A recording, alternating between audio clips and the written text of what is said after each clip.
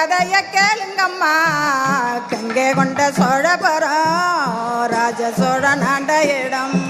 அம்மம்மா பாருங்கம்மா, என் கதைய கேளுங்கம்மா, கங்கை கண்ட சோழபுரம் ராஜராஜ ஆண்ட இடம். பாப்பங்கணத்திலையா பனை கட்டி தண்ணி மொண்ட பானக உரலையோ பாவிக உந்து நம்மா.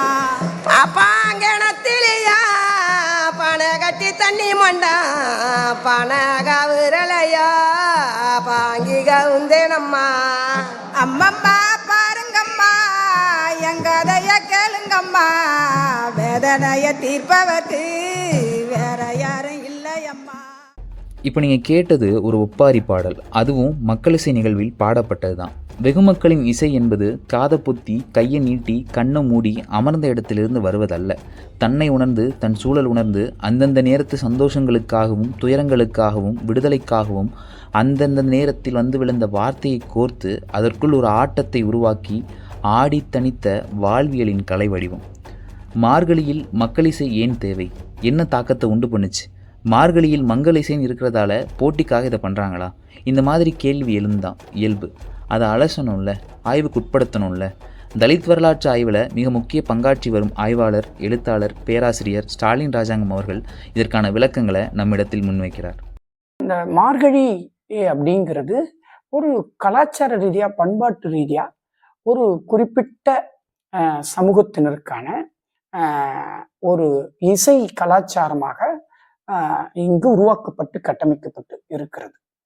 அப்போ இசையில வேறுபாடு இல்லை என்கிற போது இது மட்டும் எப்படி ஒரு கலாச்சார மேலாதிக்கத்தை சொல்லக்கூடியதாக, ஒரு குறிப்பிட்ட வட்டத்துக்குள்ளேயே இயங்கக்கூடியதாக இருக்கிறது அப்படிங்கிறது முக்கியமான ஒரு கேள்வி.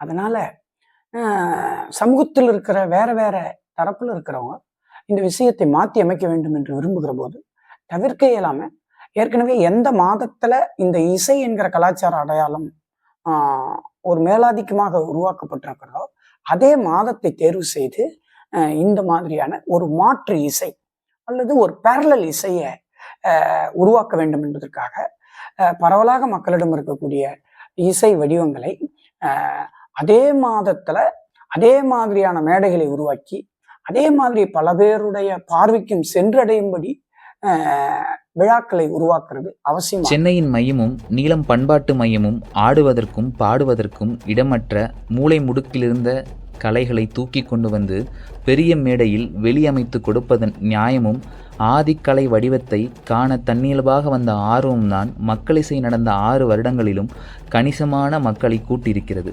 இந்த வருடமும் அது 25,000ஐயும் தாண்டி இருக்கிறது. இது ஒரு வரலாற்று பதிவு. இங்க இந்தியாவில் ஏற்கனவே எல்லா தளத்திலும் ஒரு பண்பாட்டு ரீதியான அடையாளம் சொல்லப்படுகிறது.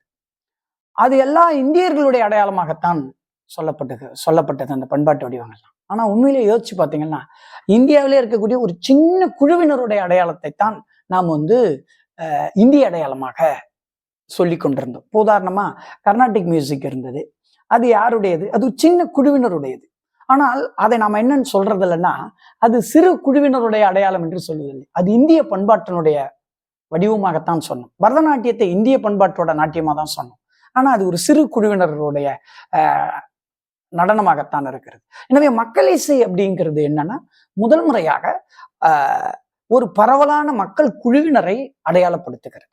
அந்த பரவலான மக்கள் குழுவில் யார் முக்கியமாக இருக்கிறார்கள் என்றால் சாதிய மேலாதிக்கத்தால் பாதிக்கப்பட்ட எளிய மக்களுடைய குழுவாக அது இருக்கிறது.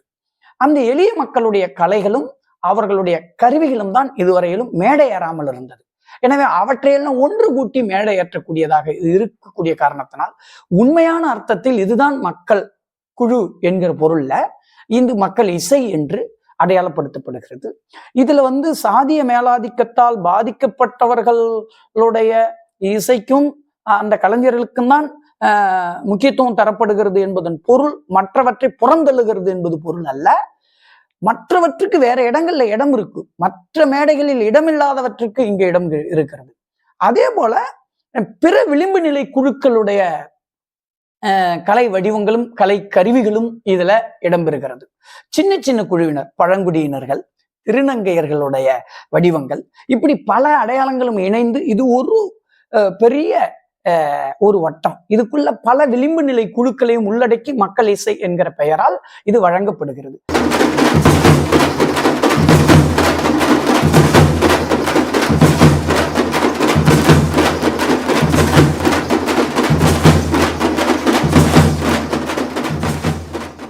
நீலம் பண்பாட்டு மையத்தினுடைய இந்த மார்கழி மக்கள் இசை நிகழ்ச்சிக்கு முன்பு இதே மாதிரியான மக்கள் இசை நோக்கில விழாக்கள் நடைபெற்றதா என்றால் நடைபெற்றிருக்கிறது.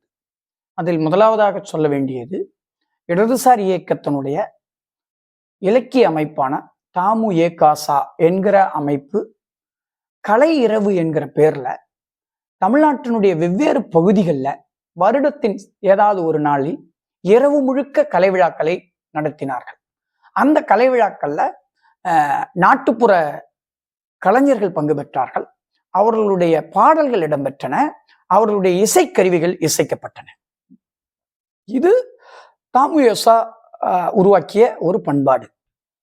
அதற்கு அடுத்ததான் நம்ம சொல்லணும் அப்படின்னு சொன்னா, மக்கள் கலை இலக்கிய கழகம் தஞ்சையில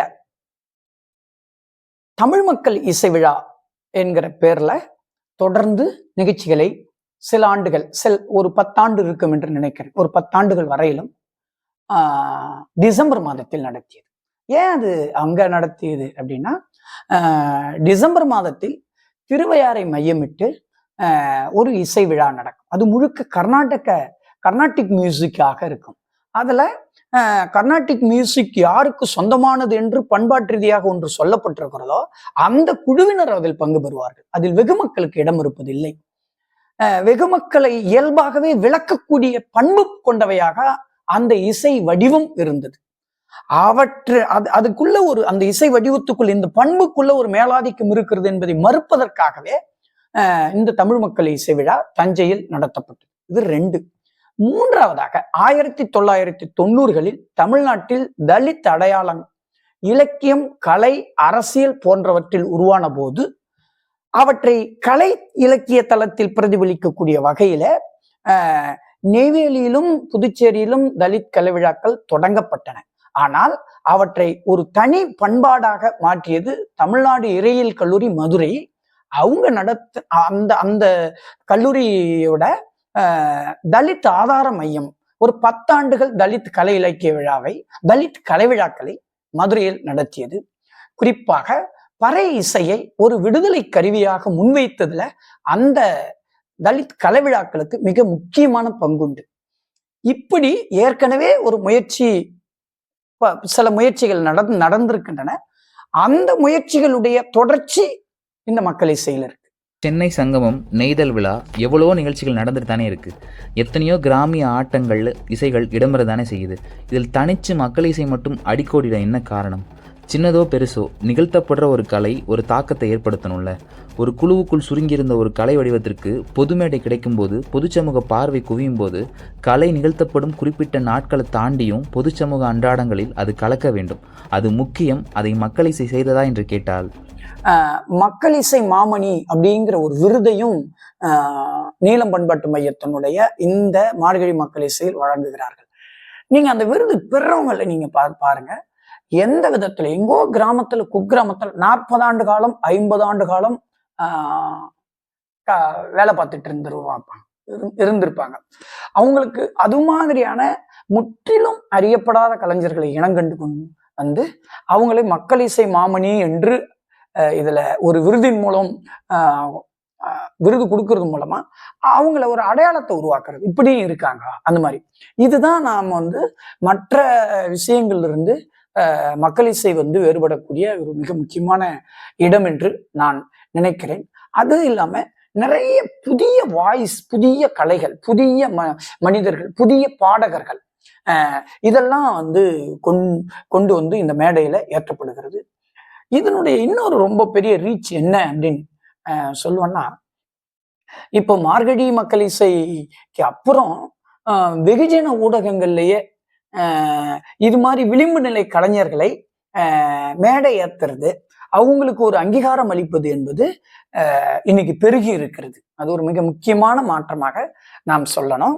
அப்படியான கலைஞர்களை ஏற்ற வேண்டிய நிர்பந்தம் வெகுஜன ஊடகங்கள் நடக்கிறதுக்கு இந்த மக்கள் இசை ரொம்ப ஒரு முக்கியமான காரணமாக இருக்கிறது.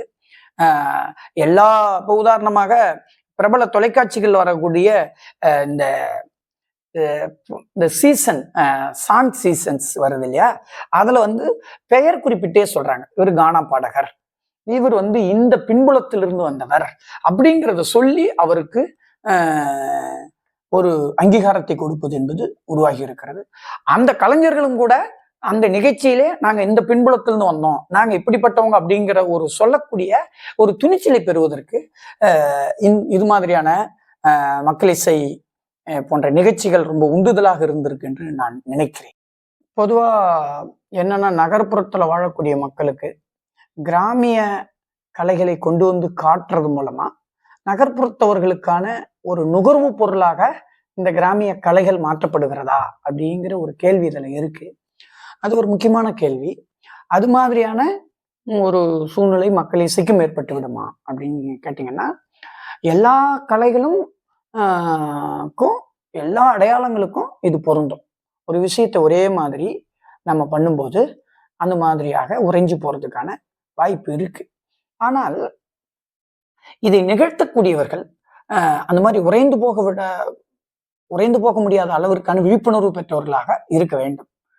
மக்கள் இசை ஏற்பாட்டாளர்களுக்கு அத்தகைய விழிப்புணர்வு இருக்கிறதா என்று கேட்டால் அது இருக்குன்னு நான் சொல்லுவேன்.